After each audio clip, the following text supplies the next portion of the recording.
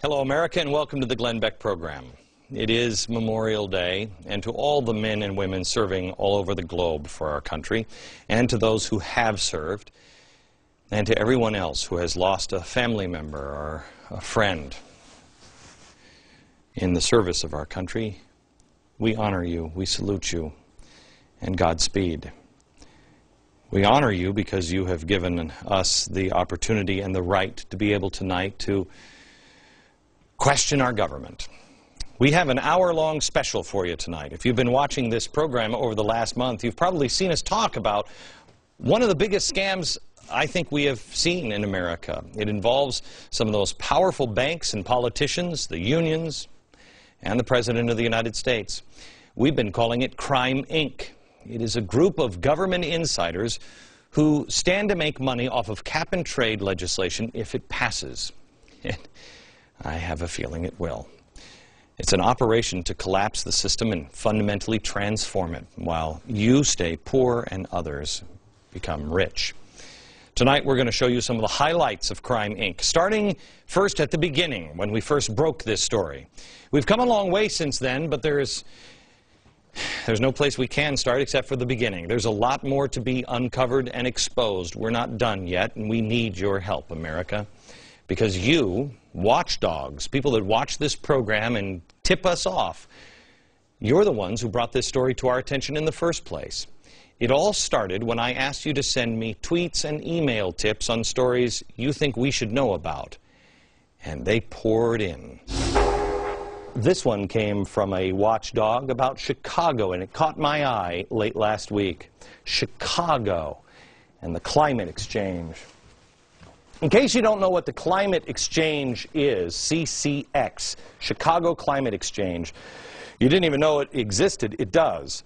And it started trading in 2003. It is billed as North America's only cap-and-trade system for all 6 greenhouse gases, with global affiliates and projects worldwide. Now, who in their right mind would create something like this? Well, good news. In 2000 and 2001, the Chicago Climate Exchange received startup grants from a great place. Here, this is the Chicago Climate Exchange. Okay?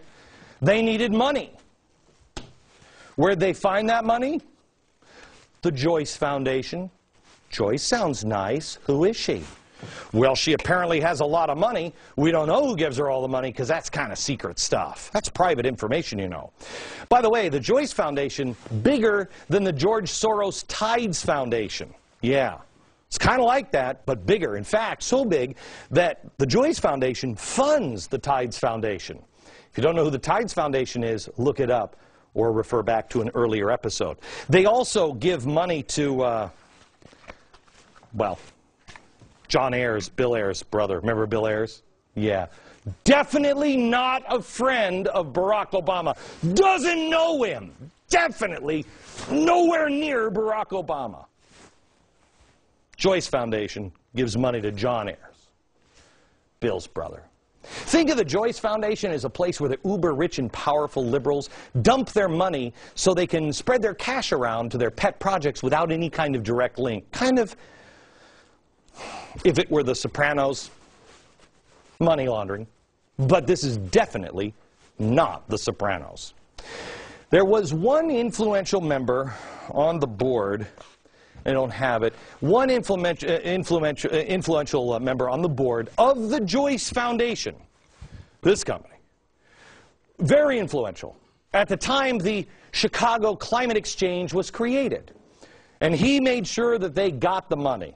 Okay? Made sure that they're steering the funds towards the creation of the Chicago Climate Exchange. This guy was on the board from 1994 to 2002. In fact, the founder of the Climate Exchange, this guy, Edward Sandor, said that he knew this, Richard Sandor, he knew this person very, very well, which is perhaps how the money got to the Kellogg Graduate School of Management, where Sandor was a research professor. But I'll get back to this person in a minute. Sandor saw big things, big things. This is going to be big, America. How big is the climate exchange market? I'll let him tell you. How big, ultimately, do you think this market could be? I think it's a $10 trillion a year market. Say that again? Whoa. $10 trillion a year. Now, this company, London-based Generation Investment Management, sees $10 trillion. We got to get into that. The earning potential is fantastic. That's why they purchased a stake in the Chicago Climate Exchange. They're the 5th largest co-owner of the Climate Exchange. Got it? Joyce Foundation, Tides, Bill Ayer's brother, Mystery Meat.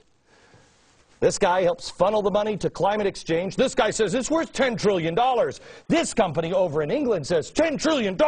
We got to get some of that, me blokes. And so they're the 5th largest owner. You know who's on this? It's incredible because this is great. I was shocked. Al Gore. Al Gore. When I say co-founder, some of the other founders is this guy. You know, names aren't important. Well, it's David Blood, and he works for Goldman Sachs. That's the important part. Peter Harris. I don't have a picture of him, but he works for Goldman Sachs. And then there's also Mark Ferguson, and he works for Goldman Sachs. Okay. Now, 2006 comes along. Climate Exchange gets a boost of confidence when somebody steps out of the shower and says, my gosh, I think you may be onto something. 2006, remember that date. They say, we've got to purchase some of this ourselves. 10% of the company. you never guess who it was. Goldman Sachs. Goldman Sachs. Yeah. But we haven't gotten to the good stuff yet. You see what we're building here? Structure. Structure, the exchange. You've got all the structure, the players. But what you're missing are a couple of things. You're missing, first of all, I'm just a bill on Capitol Hill. Remember him? Missing him. We need a global climate bill. And he's sad. Someday he could become a law. Now, the other piece that they don't have is technology. They need the big board, the machinery to make it all happen. Because remember, you're trading smoke. So it's kind of hard to keep track of all that smoke. I call it Crime Inc. You will begin to understand today that the U.S. government is turning into Crime Incorporated. The best way I can explain this, when I got together with my staff this morning, I said, can you give me footage of George Clooney in Ocean's 11? This is my favorite movie. George Clooney, Ocean's 11. Do you remember the scene if you ever saw it? Here's Andy Garcia's character. He runs a casino. He's down in the vaults where you cannot steal any of the money from all of these casinos. Well, they find out that somebody's stealing it, so he calls the police. But in this movie, he wasn't calling the police. He was calling these guys. He thought they were the police, but they weren't. They were the crooks. It was George Clooney's crew dressed as cops. They rigged the phone lines. The real cops had no clue. He actually called the robbers to come and help the crime that they were committing. So, here is Andy Garcia. This is us. This is our financial scandal. Do you remember this? That is the day that so many people lost their life savings. Scandal. Who did that to us? Well, it's been 17 months and nobody's been arrested. No explanation on anything. Why is that? Because the cops we have called, we're Andy Garcia, the cops we called aren't cops. They're the robbers. And I want to show you what's happening. The only difference between that movie and this, well, there's two. One, that was a movie. This is real life. And two, there are trillions of dollars at stake.